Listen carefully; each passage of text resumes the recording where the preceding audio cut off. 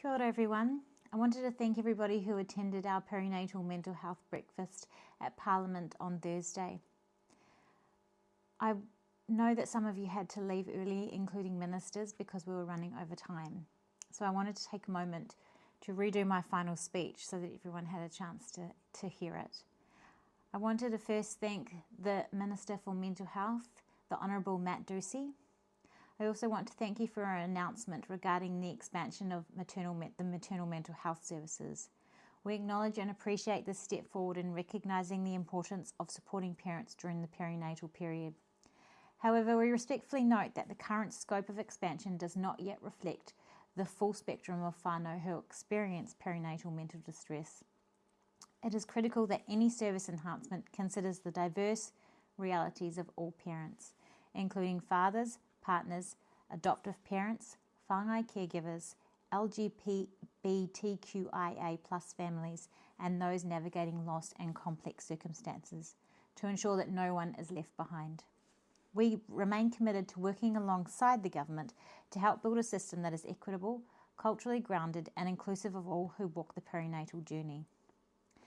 If you were at the breakfast, you will have noticed brown wrapped paper packages on your tables. These were not props, they are powerful reminders. They represent the thousands of pages of reports, strategies and recommendations written over the years, telling us the same story. That our services are not yet fit for purpose, that our workforce is stretched beyond capacity and desperately needs support, that what we have is not yet inclusive, not culturally safe, and does not meet the needs of our people. We cannot ignore these truths any longer. And while we acknowledge that work is happening, we say clearly it must be done together. As a united sector, alongside those making decisions in government and in true partnership with the communities most impacted. Because the return shared on investment is undeniable. We know that from international evidence that investing just $47.9 million per year into perinatal mental health could prevent more than $205 million annually in downstream costs. That's a five-fold return, and most of these savings come from improved outcomes for our tamariki. This is an area of policy where the economics and the ethics point in the same direction.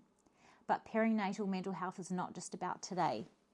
It's about laying the foundations for generations to come. And this cannot be accomplished by funding alone. It requires deliberate and strategic development of our workforce. We must support and grow the community-embedded, culturally grounded and clinically informed workforce across the sector, people who are walking alongside whānau every day. Parta is committed to playing our part. We stand ready to support workforce development across the motu, training and upskilling providers, sharing resources, and advocating for a system that reflects the lived realities of our communities. And that includes all our communities. We must ensure that perinatal mental health services are inclusive of all birthing parents, partners, LGBTQIA+ whānau, caregivers and parents who grieve the loss of their pepe. Every journey into parenthood, including the heartbreaking ones, deserves recognition, support and care. The perinatal mental health space is best understood as a braided river where many interwoven streams flow alongside one another, each with its own unique path, yet all contributing to the same vital current of support and well-being for whānau. Each stream represents a critical part of the system: clinical services, kaupapa Māori providers, community organisations, peer support, early childhood and social services, along with whānau-led initiatives. Some are swift and clinical, offering targeted interventions. Others are gentle and relational, grounded in mataranga Māori, lived experience or holistic models of care. None are more important than the other. Their strength lies in their ability to move together, shaping and reshaping the landscape to meet the diverse and changing needs of families. Just like a braided river, this system requires coordination, flexibility and respect for the unique value each stream brings. When allowed to flow freely and in harmony, the collective impact nourishes a thriving ecosystem, one where all parents, pepe and whānau, can find their path to healing, connection and well-being. As we look ahead, we remain guided by a shared vision for a reimagined perinatal mental health system Let me share some of its foundations. We uphold cultural identity and integrity. Māori, Pasifika, Rainbow, ethnic, disabled, and other communities must lead from within their own worldviews. Kaupapa Māori, Wha'a Pasifika, and diverse cultural frameworks. Care must feel familiar, affirming, and grounded in lived realities. We strengthen collective well-being. Whānau are not the backdrop to this work, they are the centre. Services must reflect the interconnected nature of mental well-being and acknowledge the ripple effects of perinatal distress. We acknowledge the intent from the Ministry of Health moving from a top-down approach to a community-led regional approach and support this change. We must balance power. Decisions must be shared. The future of perinatal mental health in Aotearoa cannot be shaped by government alone and must be stewarded in partnership with cultural leaders and those with lived experience. We build on what works. We do not need to reinvent the wheel. There are already powerful kaupapa Māori, Pasifika and grassroots models operating effectively. Our role is to amplify, fund and connect them. We deliver early and consistent support. Universal screening, relational care and timely intervention must be our norm, not our exception. We acknowledge the work already being undertaken on culturally appropriate screening tools and urge the Minister to ensure this project is funded to implementation.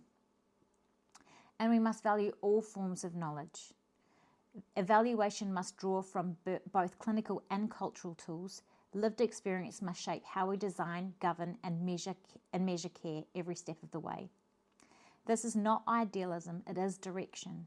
And many of us that were in the room on Thursday are already walking that path.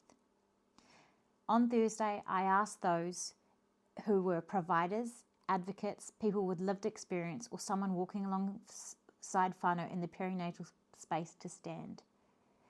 The whole room of over 200 people stood. That is our strength. That is our sector already leading. And now we're asking political leaders, including Minister Doocey, and all the cross-party representatives in the room, we ask for partnership in a new way.